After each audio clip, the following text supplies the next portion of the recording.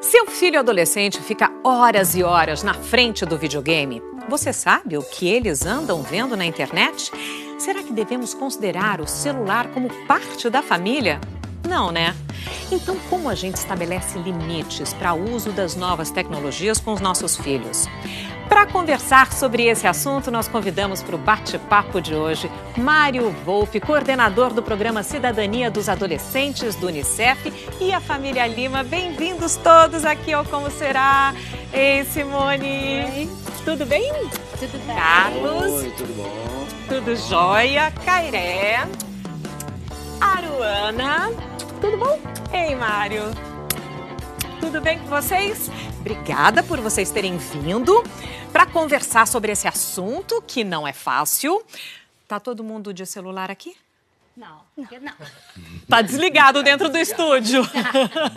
Eu imagino que seja o único lugar em que a gente desligue de fato o celular, né? Avião também, né? Assim, às vezes só no modo avião. Todo mundo aqui tem o próprio celular? Sim, Tem. Sim. Você tá com que idade, Aruana? tenho 11 anos. Com quantos anos você ganhou o seu celular? Não sei. Vocês lembram, Não pais? tem muito tempo, não, porque foi quando ela começou a ficar sozinha na escola para poder chamar a gente, né? Então, foi com 10 anos, não tem muito tempo, não.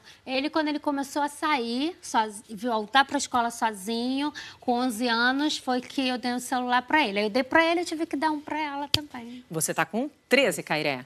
E você lembra quando você ganhou o seu celular? É porque Foi. aí todos os amigos da escola tinham celular, eu queria ter o celular, aí quando eu ganhei fiquei bem feliz. Ficou feliz? Você também ficou, Aruana? Eu fiquei. Carlos, você concordou nisso tudo? Concordei que ia fazer mesmo parte desse universo deles mesmo, então estava na hora. Mário, tem idade certa para ter celular? Eu acho que é importante saber por que a criança ou o adolescente precisa do celular. Há uma ideia que, às vezes, o celular seja algum instrumento de aprendizagem ou uma forma de se conectar com o mundo. E, na verdade, nessa idade de 10, 11 anos, não é nada disso. Talvez seja por segurança, como foi colocado aqui, talvez seja muito mais pelos pais que não conseguem segurar a pressão dos filhos, que querem ter esse aparelho.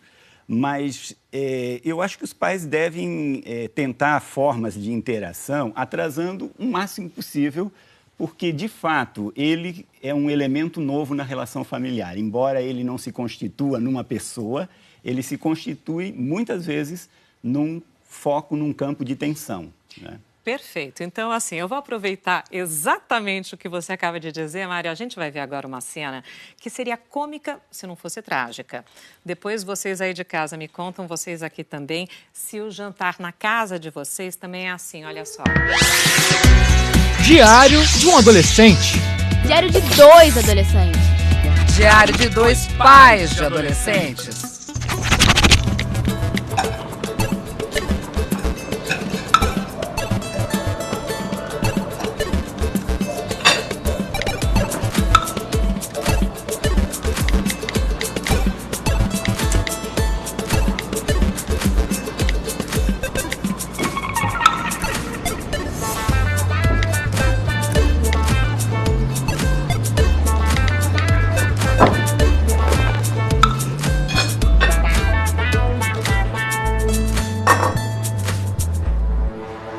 Ei, gente, ei.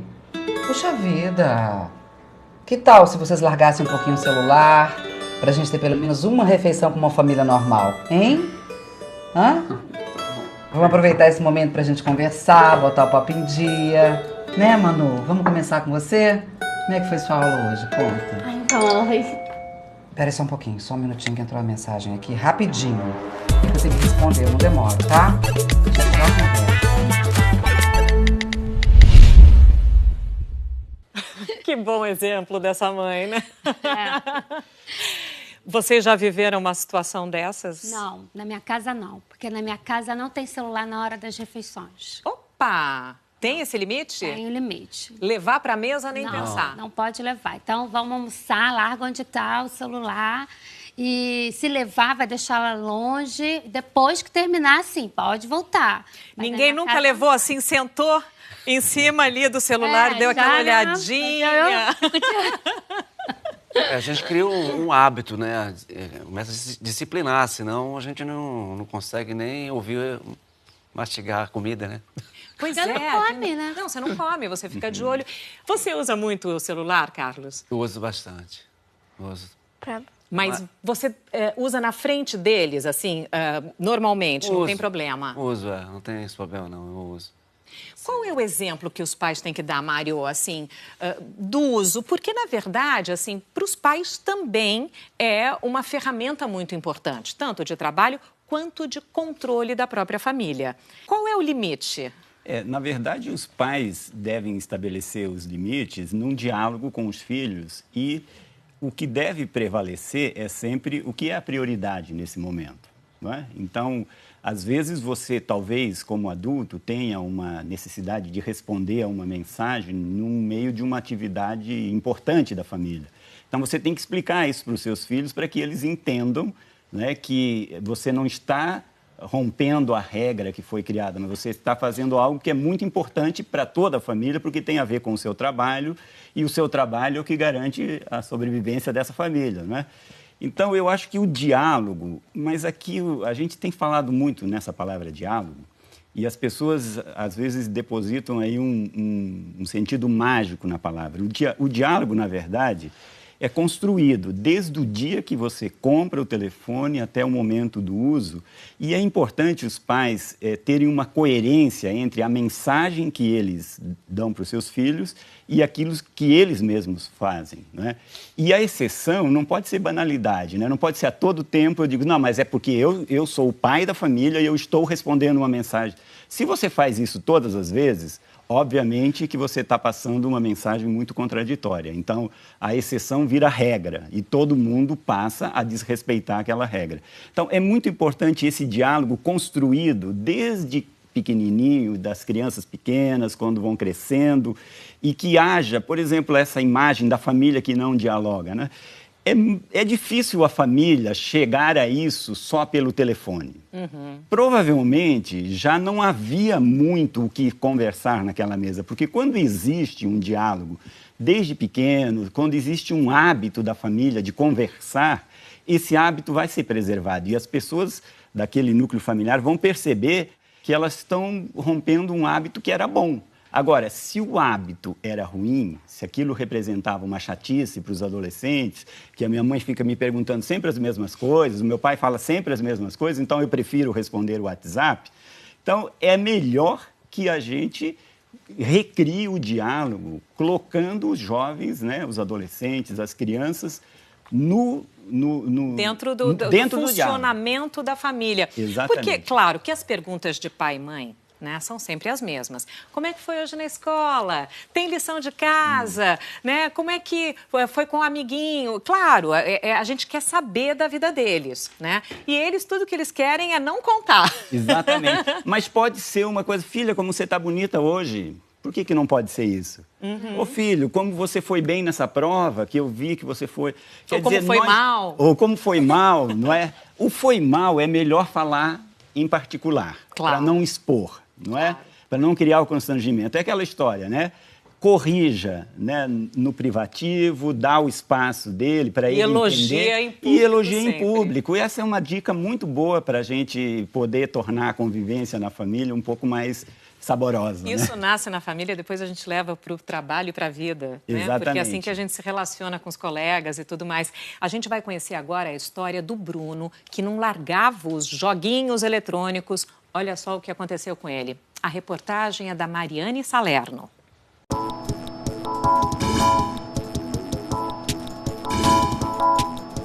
O Bruno tem 18 anos, mas conheceu a tecnologia aos 6 anos de idade. Sabe quantas horas ele fica conectado? Depende muito. Tem dia que umas 2, 3 horas, tem dia que mais. Perde a noção da hora. É? Quanto tempo que o Bruno... Se deixar, o Bruno vara a noite. Pois é, a relação do Bruno com o computador é muito mais séria. Já fiquei 3 dias sem dormir jogando. Direto? Direto. E claro que isso custou caro. Ele repetiu 2 vezes o primeiro ano, porque ao contrário dos amigos dele, ele ficava jogando a noite inteira, aí chegava no outro dia para estudar, ficava dormindo em sala de aula. Acho que eu nunca gostei muito de estudar, sabe? Nunca fui firme no negócio. Então o jogo também se tornou um empecilho, não posso negar. Outra coisa que ele não pode negar foi a mudança de comportamento. Antigamente eu era mais agressivo, assim, porque eu passava muito tempo no computador e quando eu começava a perder e tinha aqueles imbecil do jogo e eu ficava muito irritado. Eu acabava descontando em todo mundo e em tudo. Batia no teclado, destruía os computadores. Há alguns meses ele conseguiu um emprego e a nova rotina diminuiu o tempo na internet. Acho que eu amadureci mesmo e percebi que eu não tenho que ficar dependente do computador, que tem um mundo inteiro aí afora que eu possa explorar. Mudou, mas ainda falta amadurecer mais um pouquinho, né? Uma pesquisa da Unicef diz que aproximadamente 15 milhões de adolescentes têm acesso à tecnologia no Brasil e 64% deles acessam a internet todos os dias. Mas afinal, o que causa essa hipnose toda entre os jovens? Essa realidade digital, na verdade, se torna uma realidade paralela onde ele obtém a satisfação, o reconhecimento, o prazer, a motivação que dificilmente ele teria na vida real. Há 8 anos, o Instituto de Psiquiatria do Hospital das Clínicas, em São Paulo, criou um núcleo de atendimento a dependentes digitais. Pessoas que não saem da internet, eles já constatam as mesmas consequências nos neurônios que são observadas em indivíduos usuários de álcool e drogas. Porque o que a gente sabe já, que depois de 8 ou 9 minutos que o indivíduo usa a tecnologia, né, já existe a liberação da dopamina, que é aquele neurotransmissor ligado à sensação de recompensa, de prazer. Aqui, os pacientes são atendidos junto com a família. Ela é a primeira a sofrer com o uso da tecnologia. Olha só, 21% dos adolescentes passam menos tempo com ela por conta da web. São os dados do Comitê Gestor de Internet no Brasil. E 25% dos jovens já tentaram diminuir o uso, mas sem sucesso. Para que a gente possa, né, ter um argumento que seja minimamente forte, eu tenho que oferecer experiências que concorram com tudo de bom que tem na internet. A maior parte dos pacientes tem entre 18 e 24 anos e é do sexo masculino. O tratamento consiste em 18 sessões com os psicólogos do grupo. E o objetivo do nosso trabalho não é que eles deixem de usar, né? O objetivo é que eles aprendam a controlar esse uso. A geração digital, que é a geração dos jovens que nasceram a partir de 1995, corre o risco de ser a geração perdida. Por quê? Porque o acesso à informação não está assegurando que essa informação vire conhecimento. Quanto mais eu interajo com o computador, menos habilidade eu tenho para interagir com os outros. Eu perco habilidades de ler emoções alheias. Eu me sinto, de certa forma, culpada nessa história toda. Às vezes eu fico pensando o que eu poderia ter feito para ele para ele ter seguido de uma forma diferente. Ai, que difícil. O que dizer para essa mãe, Mário?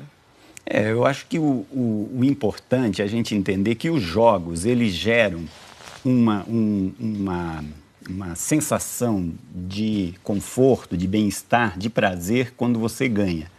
Mas quando você perde, a frustração nem sempre é possível de administrar quando um garoto tem 10, 12, 15 anos. Então, é difícil, o bom do jogo é que é esse prazer que você tem em ganhar. Mas a dificuldade de administrar a frustração pela derrota gera essa tensão, essa irritabilidade, e não é possível ganhar sempre. Então é preciso, de fato, em relação aos jogos, ter um controle bastante claro do tempo que um adolescente passa durante o dia jogando. Isso é muito importante. Kaira, quando você joga, pelo jeito, né, é o joguinho que te atrai, você se sente mais agressivo, mais violento, ou não? Ou isso não interfere no seu jeito de ser? Eu acho que não. Mas quando eu jogo algum jogo violento de noite, aí pode influenciar no sonho. Eu já tive sonhos meio violentos, assim, aí eu acordei de noite. Aí depois eu Fui falar com a minha mãe. Aí ela falou, calma, respira. E te avisei, né? Aí depois eu volto a dormir. Vocês deixam eles abrirem as redes sociais para desconhecidos? Não. Eu sempre pergunto, eles sempre, como eles começaram já, Facebook, essas coisas, não foram muito criança, que eles começaram já com 10, 11 anos. É tudo mais com orientação. E eu sempre pergunto, mostrem para mim quem é a pessoa que está pedindo autorização para ser amigo. Então, eles sempre vêm, ela também essa semana vem, quem é essa pessoa? Aí ela não conhece, mas é meu primo do Ceará e tal. Eu explico, não, ele está pedindo, é meu primo, você pode adicionar. Entendeu? É sempre assim. Isso é fundamental, não é brincadeira, é muito sério, né? Por isso as redes sociais, a maioria, né, diz que tem que ter uma idade mínima, geralmente por volta dos 11, 12, 13 anos. Antes disso, nem pensar, né? Por uma questão de segurança. Infelizmente, a internet pode causar outros problemas, né? Até mais graves. Vamos ver agora dicas para evitar que os nossos filhos sejam vítimas de crimes como o cyberbullying e a pedofilia. Primeiro, os pais têm que mostrar para os filhos que aquele é um espaço público, e sendo um espaço público, é uma exposição a todos, praticamente livre. E essa exposição, obviamente, não pode oferecer riscos às crianças e adolescentes. E, obviamente, os pais têm que conhecer as senhas dos seus filhos adolescentes para verificar se estão ocorrendo invasões ou algum tipo de interceptação relacionado às particularidades dos seus filhos. Devem dizer aos filhos que vão olhar, que precisam olhar, porque isso também faz parte do entendimento. Olha, eu preciso controlar porque eu tenho ainda o dever de proteger a tua segurança. Você ainda é um indivíduo que está sob minha responsabilidade, minha, pai, responsabilidade. E aí fica a pergunta, né? É uma invasão de privacidade ter a senha do filho, pedir para dar uma olhadinha no celular, no computador, ou não? É uma proteção e uma obrigação dos pais? É uma obrigação, uma responsabilidade dos pais terem um diálogo e uma relação com os filhos que permita que eles façam isso sem invadir a privacidade no sentido mais profundo. Houve um tempo em que se falava muito dessa necessidade da privacidade da criança, que é diferente de intimidade. Claro que a criança precisa ter o seu momento consigo mesmo, o adolescente precisa ter esse momento para conhecer o seu corpo, os seus sentimentos, para interagir com amigos que ele não quer que o pai ou a mãe interfira nessa relação. Mas isso deve ser medido dentro de uma relação de transparência entre pais e filhos. Eu acho que nós precisamos derrubar esse mito de que a gente pode fazer coisas na internet que ninguém vai ficar sabendo. Carlos, como vocês orientam as crianças nessa questão que a internet é pública? A gente se dá pouco, assim, a gente não se dá muito conta do quanto nós estamos expostos quando a gente publica qualquer coisa ali na internet. Mas é como... Você deixaria os seus filhos sozinhos no meio da Praça da Sé, em São Paulo? Não sei, não. Eu até deixaria, mas ficaria... Claro, né? Olhando. Não é? Então, da mesma forma, você deixa os seus filhos usarem a internet sem limite, sem nenhum tipo de censura familiar? Não, Fala, é claro que não. A gente não deixa. E aí, quando ela fez o Facebook, eu coloquei lá algumas coisas que agora você pode bloquear para ninguém ver, etc, né? Mas ela fez uma página... Porque ela é bailarina, ela estuda balé. Então, ela fez uma página lá para colocar só as coisas dela do balé. Mas as outras fotos dela na página dela mesmo é tudo bloqueado. Então, não é só para os amigos mesmo que ela... Agora, nessa página pública, já apareceu alguém que vocês não conhecem visitando essa página ou tentando fazer contato com você? Não, nunca apareceu. Também, não. Não? Não, graças a Deus. E se aparecer, o que você vai fazer? Eu vou falar com a minha mãe.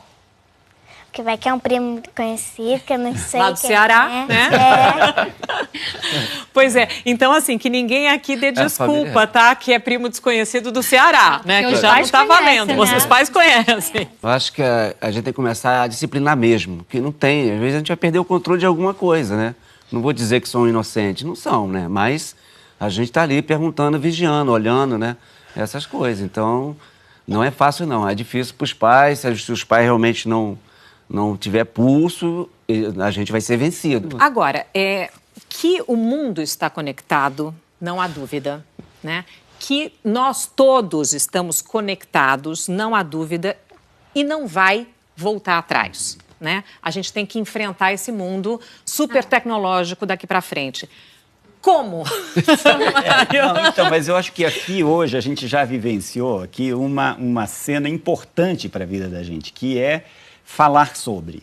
Não é estabelecer regras que sejam muito abstratas, que é para o futuro. É porque os problemas que a gente tem pelo uso excessivo, eles são vistos no dia a dia. Então, a gente precisa conversar sobre eles. Não adianta conversar, não, se você estudar mais, no futuro você vai ser um grande profissional. Esse futuro é muito distante para um adolescente. Os adolescentes têm um imediatismo, eles precisam administrar as coisas do dia a dia.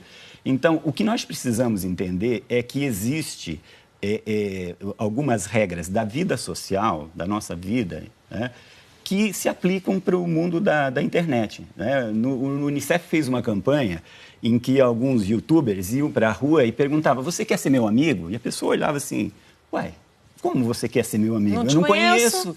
Então, se você não adiciona uma pessoa na vida real sem conhecê-la, por que você adiciona no mundo virtual? Vocês estão ouvindo, né? A outra era... A pessoa foi para uma rua e falou assim, gente, eu vou cercar aqui para não poder entrar aqui nem negros, nem homossexuais nessa praça. Não gosto disso. O que é isso? Isso é um crime, é discriminação, é homofobia, é racismo. Então, se você não pode fazer isso na vida real, você não pode fazer isso na internet também, né? E você vai andar pela rua, né, só com as suas roupas íntimas, desfilar no meio da rua, expor-se para as pessoas fotografarem você e distribuírem essa foto, né? Você não vai fazer isso, né? Então, essas regras da vida da gente, elas servem para o mundo da internet, né? Só que a gente precisa discuti-las, elas precisam ser entendidas, porque às vezes elas são apresentadas como um castigo, não é? E não como uma regra de convivência. Então, tem um universo positivo da internet que precisa ser apresentado aos filhos. Tem coisas interessantes que precisam ser interessados, quebrando essa barreira de que tudo que está lá é ruim. Qual é o limite e como, para a gente finalizar, deve ser feito de fato esse controle para que seja para o bem, positivo? Olha, um adolescente, por exemplo, ele vai passar de 4 a 5 horas na escola, né? Ele vai ter, depois da escola, provavelmente 8 ou 9 horas de tempo para usar com outras coisas, né? Fazer a tarefa, estudar, ler um pouco. E os pais precisam discutir essa agenda com os seus filhos, deles saberem que, além da escola, eles têm um outro universo de esporte. Então, ajude o seu filho a organizar o seu tempo, né? Ajude o seu filho a fazer o seu horário e ajude o seu filho a descobrir coisas novas na cidade, né? As cidades todas, por mais simples que seja uma cidade, elas sempre têm alguma coisa que você pode explorar, né? Um clube, um futebol, uma capoeira, uma dança, uma escola de música, um espaço de recreação, onde você vai encontrar outras pessoas e vai ser tão feliz quanto você é na internet. Isso que é muito importante os jovens descobrirem. Olha, depois desse papo, você ficou aí na dúvida se está exagerando, naquela clássica checada no celular, sabe aquela coisa que você está olhando o tempo todo? Quer saber se você é dependente da internet? Você pode descobrir. Entra no site Dependência de Internet, tudojunto.com.br e faz o teste. Semana que vem, a gente vai falar como os pais podem e devem participar da vida escolar dos seus filhos adolescentes. Não perca. Obrigada, gente. Brigadão.